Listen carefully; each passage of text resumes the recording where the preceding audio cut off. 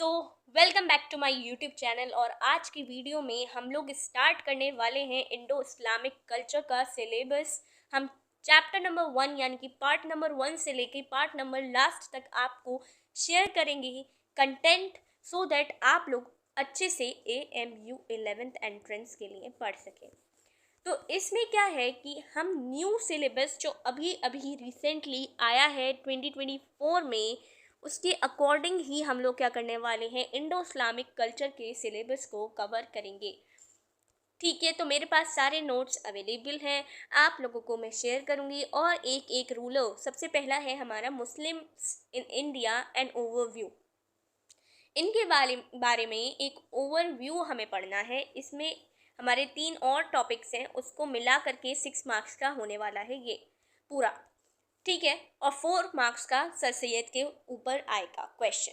ठीक है, तो वो हम बाद में कवर करेंगे। यहाँ पर हम पहले टॉपिक का पहला पार्ट कवर करेंगे, जिसमें हमें कुतुबुद्दीन ऐबक, अलाउद्दीन खिलजी, फिरोज शाह तुगलक, ज़हीरुद्दीन बाबर, शेर शाह सूरी, जलालुद्दीन मोहम्मद अकबर और औरंगज़ेब आलमगीर के बारे में पढ़ना है। तो इन सब के बारे में पढ़ने से पहले चैनल पे नए हो तो सब्सक्राइब कर लेना। तो चलिए स्टार्ट करते हैं। तो सबसे पहला सल्तनत पीरियड का सबसे पहला कौन है? Slave dynasty. तो स्लेव डायनेस्टी में सबसे पहला जो हमारा है वो कुतुबुद्दीन ऐबक के बारे में है। तो कुतुबुद्दीन ऐबक जो थे 1206 से लेकर के 1210 तक क्या रहे? रूलर रहे। ठीक है, रूलर रहे। तो द जो आप कह सकते हो कैपिटल जो था कुतुबुद्दीन ऐबक का वॉज लाहौर। लाहौर था पहले, लेकिन बाद में उन्होंने दिल्ली कर दिया था। यानी कि पहले उनका कैपिटल कुतुबुद्दीन ऐबक का जो कैपिटल था वो लाहौर था, फिर बाद में दिल्ली कर दिया गया था। उनको लाख बख्श के नेम से जाना जाता है। बहुत ज़्यादा इंपॉर्टेंट हो गया ये क्वेश्चन कि किसको लाख बख्श के नेम से जाना जाता है? कुतुबुद्दीन ऐबक को। क्यों माना जाता है? क्योंकि वो बहुत ज़्यादा हेल्प करने वाले थे, लाखों में खर्च करने वाले थे, लोगों को हेल्प करने वाले थे। उसके बाद इन्होंने एक फाउंडेशन खड़ा किया था कुतुब मीनार को बनाने का। तो वो बहुत से लोगों को लगता है वो कुतुब मीनार जो है कुतुबुद्दीन ऐबक के नेम से है। नहीं, कुतुबुद्दीन ऐबक के नेम से कुतुब मीनार बिल्डिंग नहीं बनाई गई है। किसके नेम से बनाई गई है? फिर सूफी एक सेंट थे, सूफी सेंट जिनका नाम था ख्वाजा कुतुबुद्दीन बख्तियार काकी। तो उनके नेम से डेडिकेटेड कुतुब मीनार की ये बिल्डिंग बनाई गई है। कहाँ मरे थे, कहाँ पर डेथ हुई थी? लाहौर में हुई थी, जिसको उन्होंने अपना कैपिटल कंसिडर करा था। क्या खेलते में? पोलो। पोलो एक गेम है, एक टाइप ऑफ गेम है जो खेलते में उनकी क्या हो गई थी? डेथ हो गई थी। बिल्ट द फर्स्ट मॉस्क, पहली मस्जिद जो इंडिया में बनी थी किसने बनवाई? कुतुबुद्दीन ऐबक ने बनवाई। कुव्वतुल इस्लाम दिल्ली में, 2.5 दिन का झोपड़ा अजमेर में। तो ये 2 बहुत ही इम्पोर्टेंट मॉस्क हैं, क्योंकि ये पहली बार बनाए गए थे। किसके थ्रू बनवाए गए थे? कुतुबुद्दीन ऐबक के थ्रू। तो ये 5 पॉइंट्स आपके लिए मस्ट हैं, क्योंकि ये ही कुछ क्वेश्चंस ऐसे होते हैं जो आ जाते हैं। इसमें से भी ये इम्पोर्टेंट है, ये इम्पोर्टेंट है, कहाँ कहाँ पे और किसके नेम से डेडिकेटेड है कुतुब मीनार। तो ये सब बहुत इम्पोर्टेंट है। अब ये कंटेंट जो है ये नाज गाइड बुक का है, तो इसमें से मैं ये कंटेंट को बढ़ा रही हूँ। अगर आप लोगों के पास अवेलेबल है वो बुक, आप लोग ज़रूर से उसको खोल करके बैठें।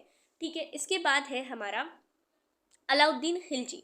खिलजी डायनेस्टी में से बस एक ही को उठाया है, किसको? अलाउद्दीन खिलजी को। इरेक्टेड अलाई दरवाज़ा, यानी कि इन्होंने क्या करवाया था? खड़ा करवाया था एक Alai Darwaza, gate of Quwwatul mosque. Quwwatul Islam का जो मॉस्क था, यानी कि ये किसने बनवाया था? कुतुबुद्दीन ऐबक ने। इसका जो दरवाज़ा था, इसका दरवाज़ा किसने बनवाया था? अलाई दरवाज़ा अलाउद्दीन खिलजी ने। ठीक है, और एंट्रेंस डोर था ये किसका? ये अलाई दरवाज़ा किसका एंट्रेंस डोर था? कुतुब मीनार का। कहाँ पर अपना कैपिटल अलाउद्दीन खिलजी ने बनवाया? सिरनी में। ऑल्सो बिल्ट हाउस खास, महल, हजार सतून, जमायत खाना, मॉस्क, ये सारी चीज़ें बनवाई। ये इतना इम्पोर्टेंट नहीं है। पहले सुल्तान थे ये, जिनकी आर्मी परमानेंट थी, यानी कि कभी चेंज नहीं हुआ करती थी। सोल्जर्स कैसे थे? पेड सोल्जर्स थे, क्योंकि ये कभी चेंज नहीं होते थे, कैश में उनको पे किया जाता था। इम्पोर्टेड हॉर्सेस होते थे इनके।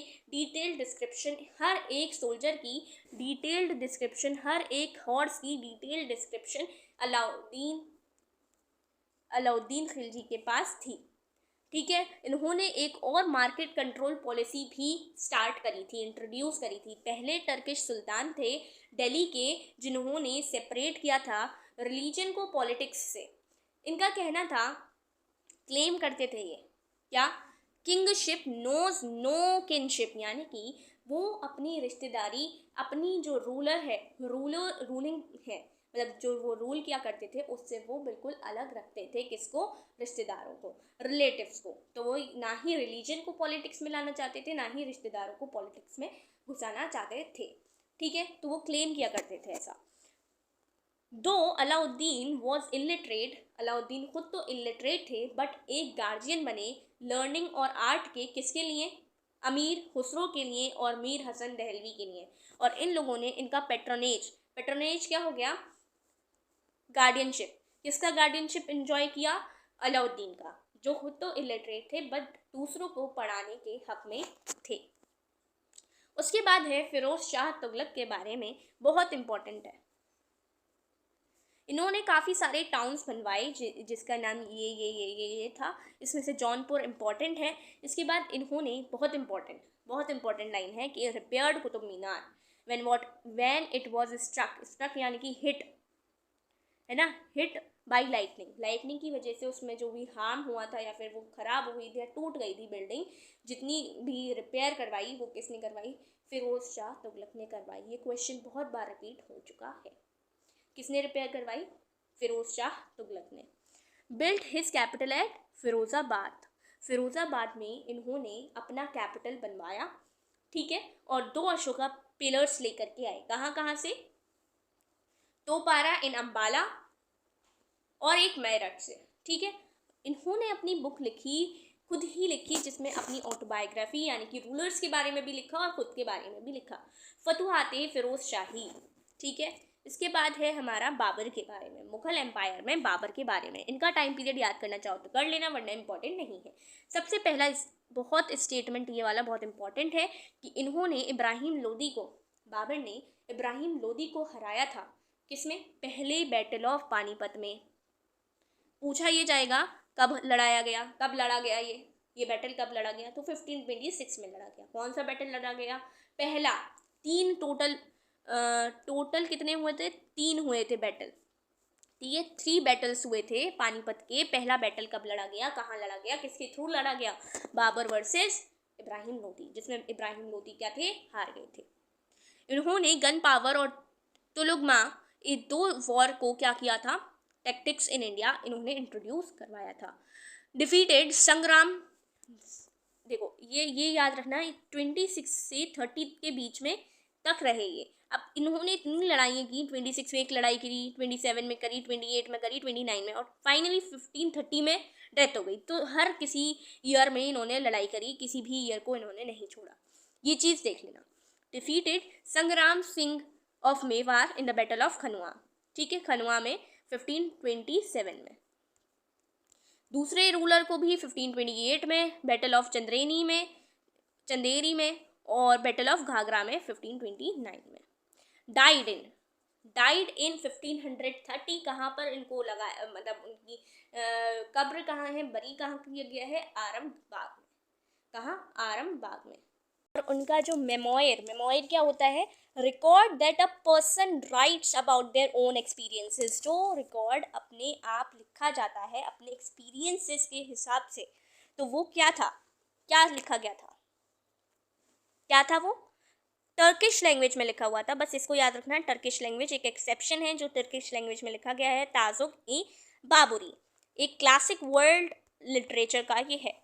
इसके बाद बहुत इंपॉर्टेंट आ गया अकबर, है ना, बहुत इंपॉर्टेंट आ गया ये। तो ही वॉज कोरोनेटेड यानी कि लोगों के थ्रू उनको एज अ चूज किया गया था किंग, जब वो जस्ट 14 ईयर्स के थे। क्यों? क्योंकि उनके जब फादर की डेथ हुई तो उसके बाद इनको ही रूल करना था एज हिज सन। ठीक है, तो 14 ईयर्स एज में क्या हुआ? उनको किंग बना दिया गया। Bairam Khan represented him in the second battle of Panipat. Second battle of Panipat में बैराम खान कौन थे? बहुत ही ज़्यादा करीब थे अकबर के फादर से। तो जब वो 14 ईयर्स ऑफ एज के थे अकबर, तो उनको ऐसा रूल तो कुछ करना आता नहीं था, क्या रूल करना है, कैसे रूल करना है। तो बैराम खान क्या करते थे, उनको बताते थे किस तरीके से रूल करना है। तो सेकेंड बैटल ऑफ पानीपत जो लड़ा गया वो भी किसके अंडर में लड़ा गया? बैराम खान। कब लड़ा गया? पहला 1500 कब लड़ा गया था? पहला 1526 में, दूसरा कब लड़ा गया? 1556 में। ठीक है, हेमू को हरा दिया गया बैटल ऑफ पानीपत में भी। इसके बाद ये जो बीच का जो टाइम पीरियड है इतने से इतने तक का, 56 से 60 तक का, वो बैराम खान की रिजेंसी में रूल किया गया अकबर के थ्रू, क्योंकि अकबर को इतना कुछ मालूमात नहीं थी। तो इसके आगे हम देख लेते हैं। तो अकबर ने उसके बाद मैरिड राजा बर्मल्स डॉटर हरखा बाई को से मैरी की। कब? 1526 में, राजपूत फैमिली से। ठीक है, क्यों? क्योंकि उन्हें फ्रेंडशिप का हाथ बढ़ाना था between Rajput and Mughals except Mewar. Abolished pilgrimage tax. Pilgrimage tax क्या था? एक ऐसा टैक्स जो हिंदुओं से लिया जाता था बाय मुस्लिम्स। जजिया टैक्स, ऐसा टैक्स जो नॉन मुस्लिम से लिया गया था by Muslims. First Muslim ruler opposed sati प्रथा। ऐसे पहले मुस्लिम रूलर रहे अकबर जिन्होंने सती प्रथा को क्या किया था? अपोज किया था। कनकेस्ट गुजरात इन 1572 में गुजरात को पूरा ओवरऑल इन्वेड कर लिया था, यानी कि अपने अंडर कैप्चर कर लिया था। उसकी विक्ट्री को दिखाने के लिए, विक्ट्री को मतलब एकदम क्या करने के लिए, सेलिब्रेट करने के लिए कह सकते हैं, उन्होंने बुलंद दरवाजा बनवाया। कहाँ? फतेहपुर सीकरी में। Fort battle of Haldighati against Maharana Pratap and Maharana was defeated by Akbar's army. हार गए थे वो। बिल्ट इबादत खाना, हॉल ऑफ प्रेयर्स, जहाँ पर इबादत की जाए वहाँ पर इबादत खाना, वो बनवाया। कहाँ? फतेहपुर सीकरी में। फॉर्म्यूलेटेड एन ऑर्डर कॉल्ड दीन ए इलाही, तौहीद ए इलाही इन 1582। बीरबल, अबुल फजल और फैजी इस ऑर्डर को क्या किया था? उन्होंने ज्वाइन किया था। Land revenue system known as Todar Mal Bandobast of जब्ती सिस्टम, वो भी कौन ने इंट्रोड्यूस किया था? अकबर ने। किसने किया था? अकबर ने। Okay. Also introduced mansabdari system to organise the nobility as well as the army. Army और मतलब मनसबदारी सिस्टम इन्होंने क्या किया था? ऑर्गेनाइज किया था, सो दैट नोबिलिटी और आर्मी के लिए इन्होंने इंट्रोड्यूस किया था। नेक्स्ट पे मूव करते हैं। अब है औरंगजेब आलमगीर के बारे में। In his rule various rebellions, बहुत सारे रेबिलियंस हुए। कौन कौन से? जट पीजेंट्स हुआ मथुरा में, सतनामी पीजेंट हुआ पंजाब में, बुंडेलाज हुआ बुंदेलखंड में। He caused serious rift in the Mughal-Rajput alliance by his policy of annexation of Marwar in 1639 after the death of Raja Jaswant Singh. In 1675, he ordered to arrest and execution of किसका? 9th rule, 9th Sikh गुरु को execute करने का order किसने दिया? औरंगजेब ने दिया। The Mughal conquest reached the territorial climax during his rain. Mughal conquest भी क्या हुआ? मतलब बंद होने की उस पे आ गया यहाँ पर औरंगजेब पे। ठीक है, पीरियड ऑफ मुगल यहाँ पर ख़त्म हुआ। ही वॉज कॉल्ड एज दरवेश, या फिर जिंदा पीर इनको बोला जाता था। ही ऑल्सो फॉरवर्ड सती, सती को भी अपोज करते थे, मना करते थे सती सिस्टम को। The empire lost power after Aurangzeb rule के बाद ये वाला जो एम्पायर था वो भी ख़त्म हो गया था। ठीक है, वो भी ख़त्म हो गया था। उसके बाद जो लास्ट है सबसे हमारा, जो शेर शाह सूरी पीरियड है, ये भी इम्पोर्टेंट है, इसको इंक्लूड किया गया है अभी इसी साल। दिस शॉर्ट लिव्ड डायनेस्टी, तो ये पूछा जाएगा। 2 मार्क्स के क्वेश्चन इसी वीडियो से आपको मिलेंगे आपके एंट्रेंस एग्जाम में, AMU 11th एग्जाम में 2 मार्क्स के क्वेश्चन इसी वीडियो से मिलेंगे। शेर शाह सूरी जो सबसे छोटा डायनेस्टी रूल किया गया, कब से कब तक? 1540 से 55 तक। ठीक है, सबसे छोटा था। ये कहाँ? दिल्ली में रूल किया गया। रियल नेम शेर शाह का था फरीद, और शेर खान किसने दिया था? बाबर खान लोहानी ने दिया था, जो कि गवर्नर थे कहाँ के? बिहार के, but appointed as vakil, deputy appoint किए गए थे शेरशाह सूरी के थ्रू। शेरशाह सूरी मास्टर ऑफ दिल्ली बन गए थे after the exit of Humayun. Died in 1545 while campaigning against Kalinjar fort के अगेंस्ट जब वो कैंपेन कर रहे थे 1545 में उनकी डेथ हो जाती है। इंट्रोड्यूस्ड सिल्वर, रुपया एंड कॉपर डैम, और ये सब जो पहले की करेंसी थी उसको अबॉलिश कर दिया। उनका जो टोम है वो कहाँ है? ससाराम बिहार में है, यानी कि उनकी जो कब्र बनाई गई है वो कहाँ बनाई गई है? ससाराम बिहार में। बहुत इंपॉर्टेंट। बिल्ड, एक सिटी बिल्ड की थी, ये इतना इंपॉर्टेंट नहीं है। प्रेजेंट डे जिसका नाम क्या है? पुराना किला है। मलिक मोहम्मद जयासी कंपोज पद्मावत इन हिंदी में कंपोज की थी ड्यूरिंग हिज रेन यानी कि उनके पीरियड के टाइम पे, ठीक है, तो मलिक मोहम्मद जयासी ने। तो ये पूरा था हमारा टॉपिक जो हमने कवर कर लिया है। ये हमारा पूरा सिलेबस का पहला पार्ट का पहला पोर्शन हमने कवर कर लिया है, जिसमें हमने कुतुबुद्दीन ऐबक के बारे में पढ़ा, अलाउद्दीन के बारे में पढ़ा, फिरोज़ के बारे में पढ़ा, बाबर के बारे में पढ़ा, शेरशाह के बारे में पढ़ा, अकबर के बारे में पढ़ा, औरंगज़ेब के बारे में पढ़ा। तो वीडियो का पहला पार्ट हम लोग कवर कर चुके हैं सिलेबस का, और इस वीडियो में आप लोगों को होपफुली बहुत मज़ा आया होगा और आप लोगों ने बहुत अच्छे से इसको कवर किया होगा। इसको रिपीटेडली एंट्रेंस तक देखते रहना इस वीडियो को, क्योंकि इसमें बहुत सारे ऐसे क्वेश्चंस हैं जो आपको अभी ही वीडियो में ही याद हो गए होंगे। तो दोबारा से देखोगे तो वो सारे क्वेश्चंस जो रह गए हैं वो भी याद हो जाएंगे। तीसरी बार देखोगे बहुत अच्छे से रिवाइज हो जाएगा आपका टॉपिक। तो आप लोगों ने अगर चैनल को सब्सक्राइब नहीं किया तो चैनल को सब्सक्राइब कर दो। कमेंट में बताना AMU 11th एंट्रेंस कौन कौन दे रहा है और कौन कौन ऐसे ही नॉलेज गेन करने को इस वीडियो को देख रहा था। टिल